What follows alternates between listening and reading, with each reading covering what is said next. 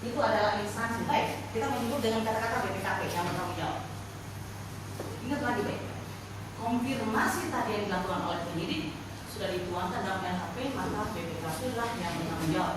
Baik, ketika ternyata konfirmasi itu menjadi keliru, ya, konfirmasi itu salah, yang bertanggung jawab. Jangan berandai. Tidak, ini ahli yang mulia. Yang ketika itu andai. Baik, ada konfirmasi yang keliru. Yang berandai. Yang mana konfirmasi yang keliru? Baik, kalau begitu sebelum saya ke sana, saya tanya kepada mengirim. Saya tanya kepada saudara, terhadap satu kwitansi ada konfirmasi dari penyidik.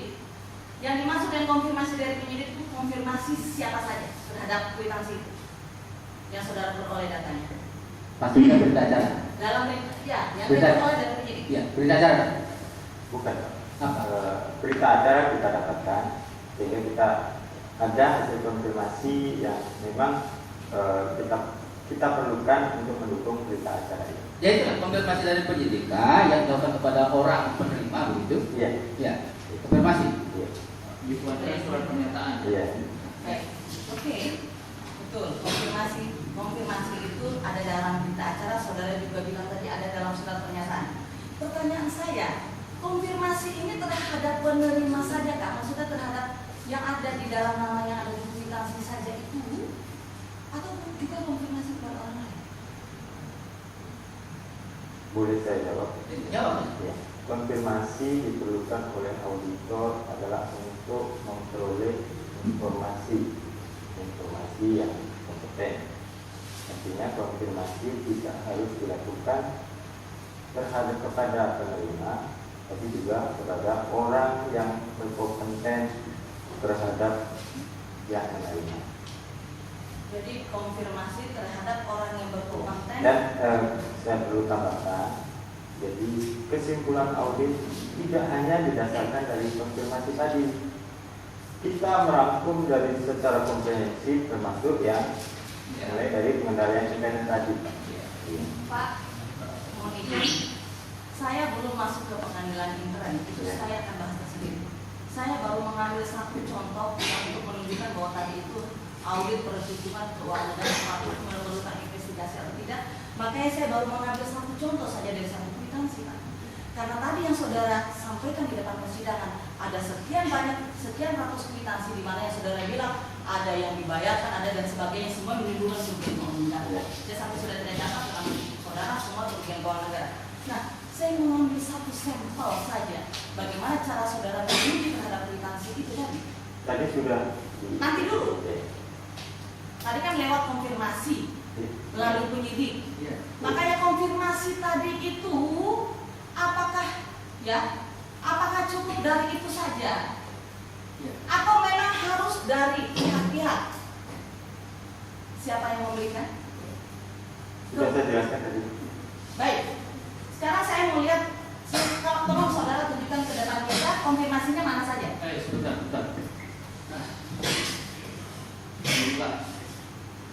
Supaya clear ya, supaya tidak terlalu lama. Bapak dapat data BAP, kemudian surat pernyataan. Apakah saudara melakukan pengujian terhadap BAP dan surat pernyataan? Pengujian, diuji kebenarannya. Iya, artinya kepada apakah yang diterangkan sesuai namanya dengan dokumen pertanggungjawaban. Ya, pengujiannya seperti itu. Jadi pengujian yang saudara lakukan apakah kwitansi itu sesuai dengan namanya? Sudah saya jelaskan tadi. Sudah.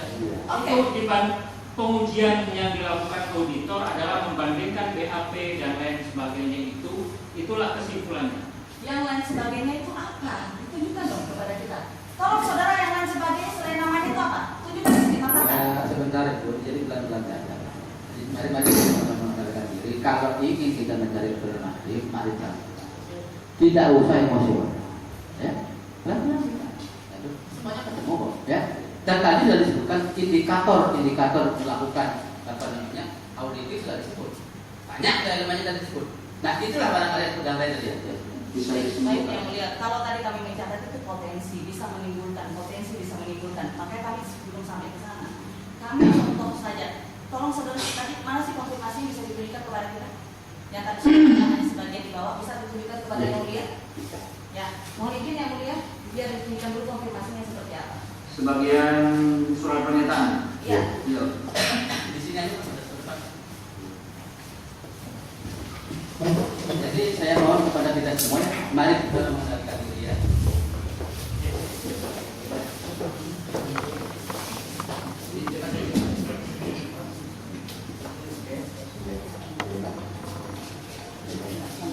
Iya, contohnya satu. Yang melakukan saling kopi. Alih kopi, kemudian ini.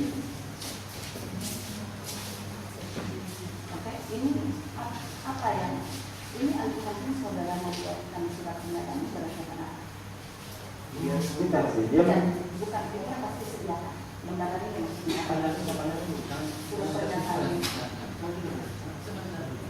Jadi begini, ini bahan yang didapat auditor dari penyidik. ya, Ya, sudah jelas.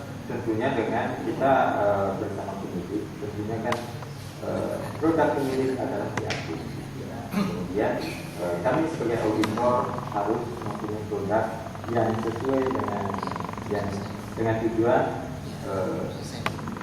sama dengan BAP tapi untuk kepentingan auditor. Sebentar ya. Apakah ini muncul? Apakah ini muncul karena permintaan hakim? Ya. Tuh, berarti pernyataan sama dengan yang kami. Iya, karena ini menjelaskan kita ini adalah auditor. Ya, semoga mengenai ini kami untuk diskusi dan bertanya sama.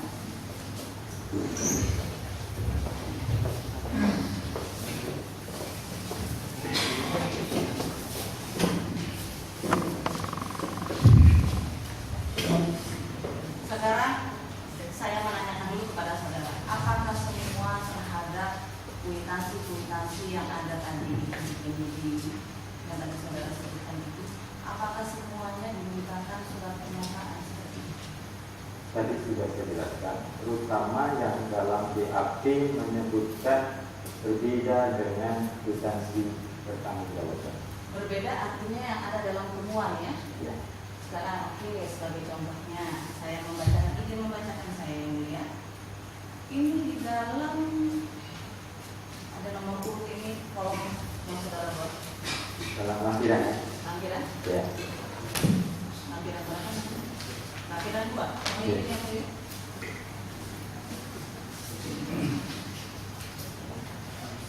Di dalam lampiran surat Ya nomor berapa? poin nomor 5 nomor 5, kemudian nomor 10, nomor 8 ya, nomor 8, kemudian ada nomor 10, nomor 11, nomor 13, ya. Di sini kan ini salah satu contoh saja. Ada nama Ernita Marius. Betul. Pertanyaan kami, Ernita Marius ini sama sekali tidak pernah membuat surat pernyataan kepada Marius. Nomor berapa Bu? Nomor 11. Iya. Lampiran 2 ya. Iya. Nomor 8, kemudian 10, 11, nomor 13.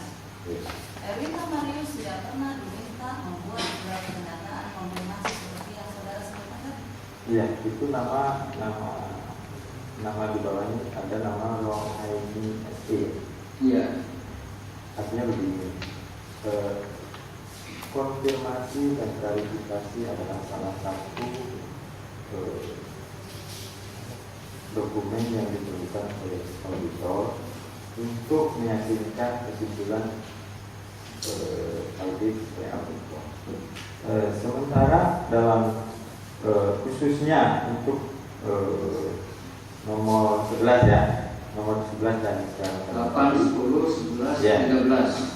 ya, itu kan tidak ada, memang tidak ada kita lakukan klarifikasi, tapi karena kita sudah yakin dengan dokumen-dokumen yang lainnya, ada dokumen-dokumen yang lainnya yang terkait Dari yang dari pernyataan, Iya. ini kan di kolom surat keterangan Iya. ada nama Erwinta Marius dalam Iya. kurung Sahru Ramadan. Iya.